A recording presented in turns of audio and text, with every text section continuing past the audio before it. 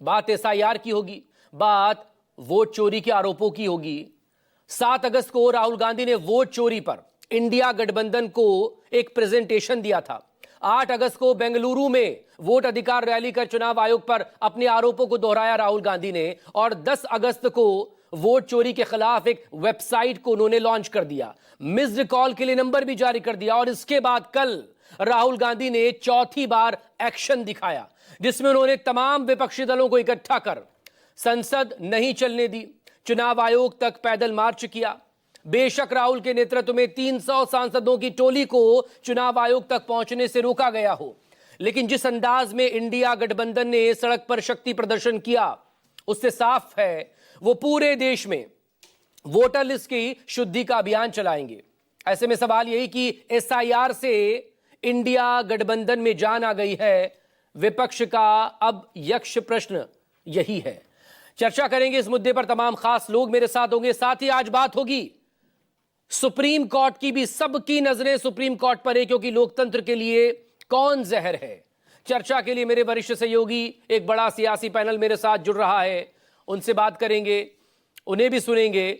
लेकिन किस तरह की राजनीतिक प्रतिक्रियाएं इस मामले में अब तक सामने आई हैं, पहले इससे सुन लीजिए।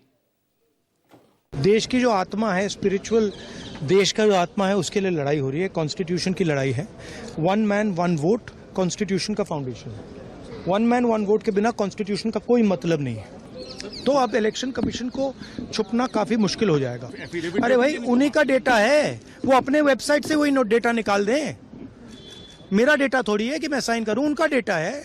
आप उठाइए अपना डेटा, हमने आपको ही दिया है, आप उसको अपने वेबसाइट में लगा दीजिए, पता लग जाएगा आपको। मतलब डिस्ट्रैक्ट करने का काम है। मैं राहुल गांधी जी को चुनौती देता हूं, समूचा विपक्ष को चुनौती देता हूं। अभी एसआईआर बिहार में चल रहा है, अगर वो इतना राजनीतिक सक्रिय कार्यकर्ता है, उनके पास उनकी पार्टी की बीएलए है, उनकी पार्टी की संगठन अगर है तो है, नहीं है किराए पे लिए तो अलग बात है।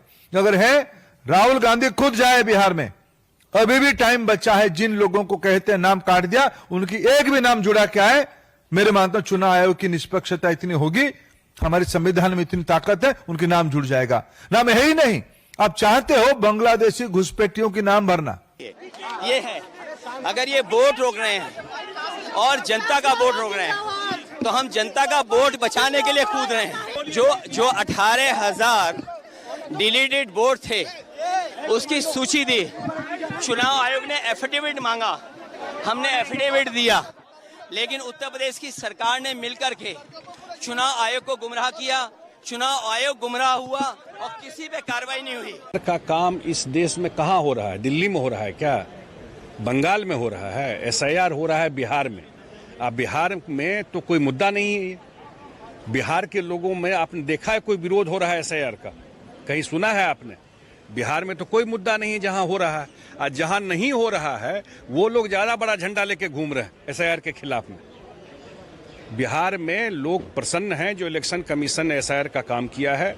जिन लोगों का नाम 2 जगह था, उनका या 2 जगह से ज्यादा था, उनका नाम हटाया है। जिनकी डेथ हो गई उनका नाम हटाया, जिनका परमानेंट शिफ्ट कर गए उनका नाम हटाया। उनके साथ दुर्व्यवहार किया गया, सांसदों को बीच रास्ते में उनको अरेस्ट करके लेके जाया गया, जिसमें कि हमारी 3 महिला सांसद वो बेहोश भी हो गई, और उनको अरेस्ट करके ले जाया गया, और इलेक्शन कमीशन मिलने को तैयार नहीं है। मुझे लगता है कहीं ना कहीं ये इलेक्शन कमीशन सरकार के दबाव में आकर के इस तरह का काम कर रही है। एसआईआर वो इस समय देश का मुद्दा है, लोगों का मुद्दा है।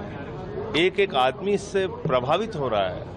आज बिहार का चुनाव खत्म हो चुका है, सिर्फ औपचारिकता मात्र बची है। 65 लाख वोट कटने के बाद मोदी जी को जीत का प्रमाण पत्र चुनाव आयोग ने पहले ही पहुंचा दिया है। तो इसलिए ये बड़ा मुद्दा है, और इस मुद्दे पे हम लोग साथ हैं।